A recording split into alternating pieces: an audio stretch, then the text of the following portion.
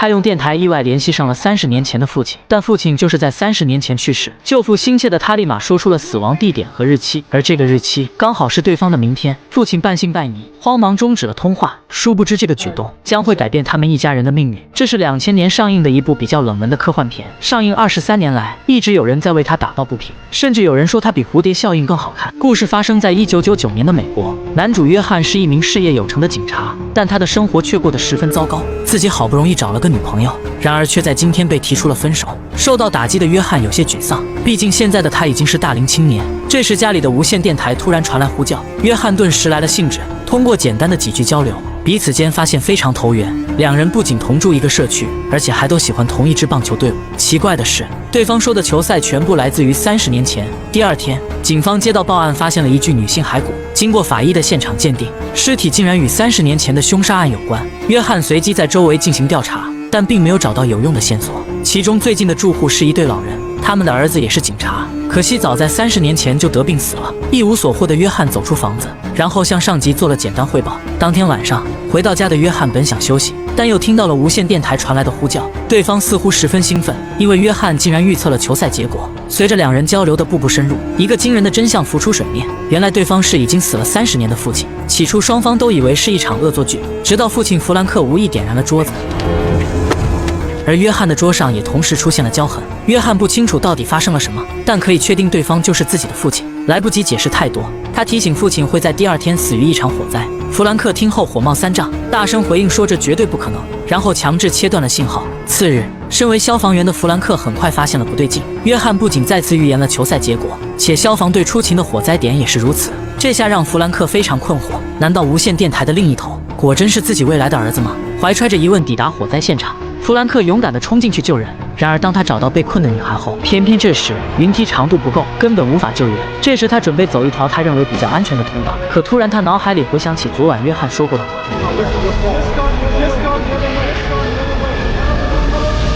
于是他决定走另外一条通道。就在他逃出升天的同时，约翰的记忆开始闪回，脑海中顿时出现了新的记忆。父亲陪他度过了整个童年，长大后还为其庆祝成了一名警察。有些懵的约翰急忙向朋友确认，朋友说你父亲并非死于火灾，而是在10年前死于肺癌。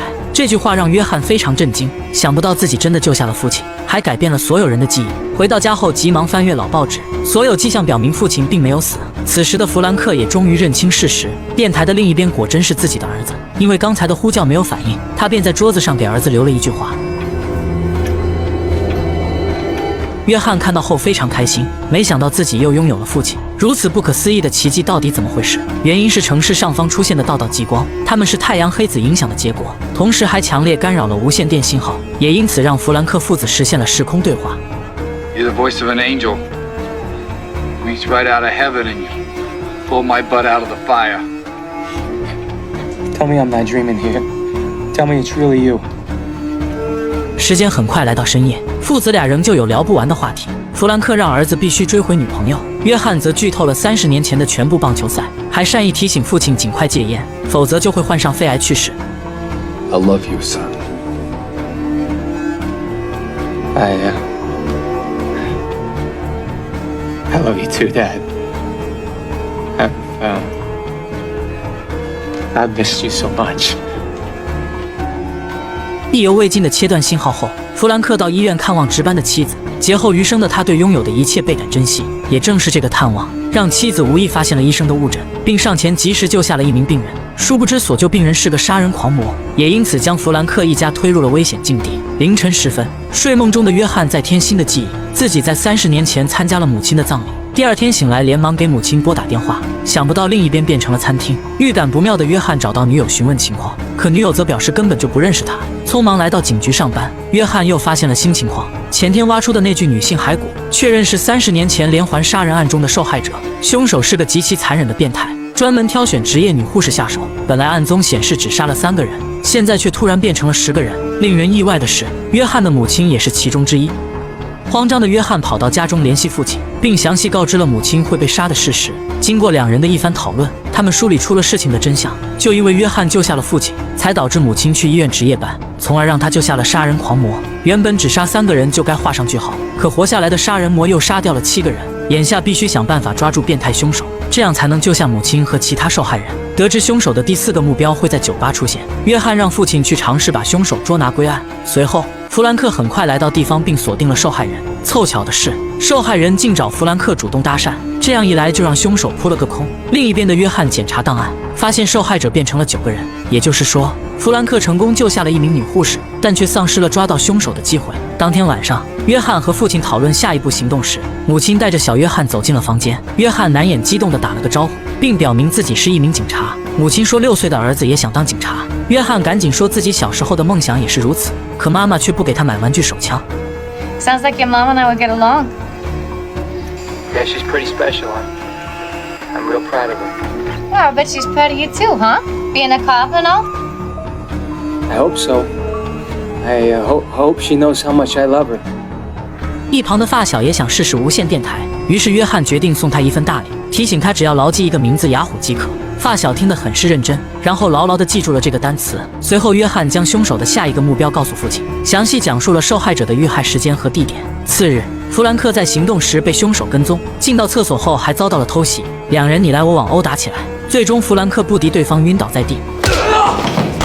凶手翻出他的钱包，只拿驾照，然后准备实施杀人灭口。这时有其他人进入厕所，凶手只好将其拉到一边，而弗兰克也因此躲过一劫。同一时刻的约翰盯着档案，他在等待受害人的案发时间，可时间过去许久也未见消失，很显然是父亲的计划失败了。与此同时，醒来后的弗兰克预感不妙，他慌忙赶到受害者的家中，然而凶手已经来过这里，并残忍杀害了本该逃脱的护士。回家后的弗兰克接通无线电，并将发生的经过告知了儿子。他还有一些担忧，因为凶手会通过驾照找到这里。约翰听后灵机一动，想到既然凶手碰过父亲的钱包，也必定会留下少许指纹。于是弗兰克将钱包从口袋拿出，然后用塑料袋密封起来，再然后藏在一个隐蔽角落。眨眼之间，约翰果然找到了30年前的钱包。We're in business. Now just sit tight and don't worry. 事不宜迟，立刻回到警局。警员很快查到了凶手的信息，此人竟然是一名警察，难怪他可以一直逍遥法外，没有停顿来到凶手的家里调查。约翰发现自己曾经来过，原来几天前挖掘女性骸骨时，距离最近的住户就是此家。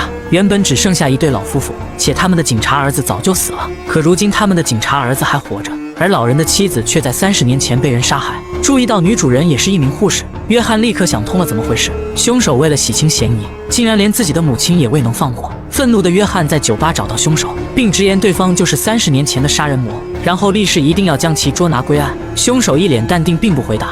他猜测约翰手里没有确凿证据。回去后的约翰再次接通无线电，他想让父亲通过埋尸点去举报凶手。这时警方来到弗兰克家里，表示他与一起谋杀案有关。原来凶手在作案成功后，偷偷将抢到的驾照藏在了尸体身上。鉴于弗兰克昨晚的行动轨迹，警方认为他有重大作案嫌疑，深知被凶手陷害摆了一道。弗兰克折回房间，想将此事告诉约翰，然而警方以为他要通知同伙，于是在争执中发生了肢体冲突，无线电台也掉在地上摔坏了。这样一来，让父子俩失去了联系。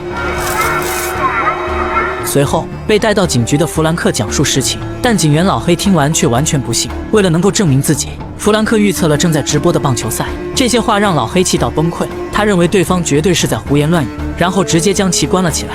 没过多久，凶手凭借警察身份溜进警局，他掏出手枪就想对弗兰克杀人灭口。所幸有个警察路过这里，弗兰克这才保住一命。猜到凶手还会再来，于是弗兰克想到了一个计划，他扯下电线，将它接在电源上，再往门口倒2杯水，这就做成了一个简易陷阱。因为他料定凶手还会再次进来。果然，当凶手一开门，他直接扔下电线，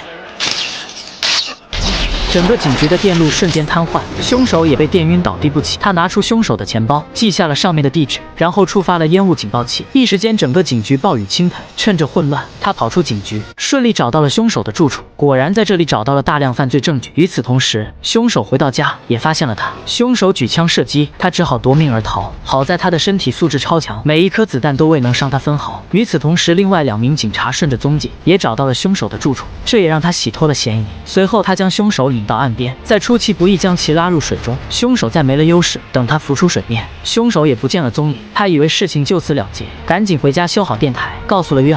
但约翰却发现照片上依旧没有出现老妈的身影，说明他还是没能活下来。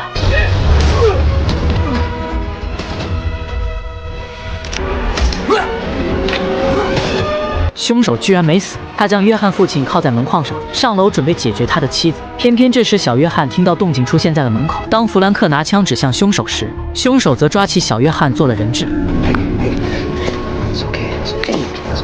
另一边的约翰也被凶手按倒，双方的局势都是十分危险。母亲的解围救下了小约翰，但更加激怒了凶手。趁着有攻击的空隙，弗兰克果断扣动了扳机，这一枪竟打掉了凶手的右手。依据蝴蝶效应的原理，正准备杀约翰的凶手发生了变化，在他惊骇的眼神中，屋内的陈设也快速变换起来。